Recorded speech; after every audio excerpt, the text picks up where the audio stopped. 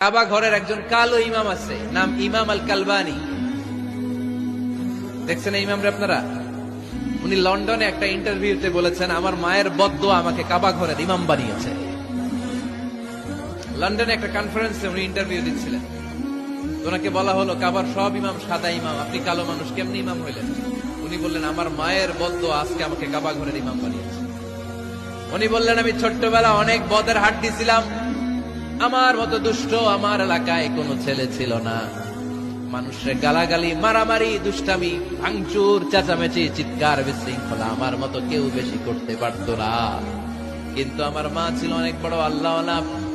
আমার মা জানতেন আল্লাহর কাছে দোয়া করার কত বড় পাওয়ার। আমার মা যখন আমার উপর রেগে যেতেন, আমার মা জানতেন রাগের মাথায় বদদোয়া দিলে বদদোয়া কবুল হয়ে যাবে। এজন্য যখনই আমি বেশি দুষ্টামি শুরু করে দিতাম, আমার মা রেগে আমারে বদদোয়া দিয়ে বলতেন, আল্লাহ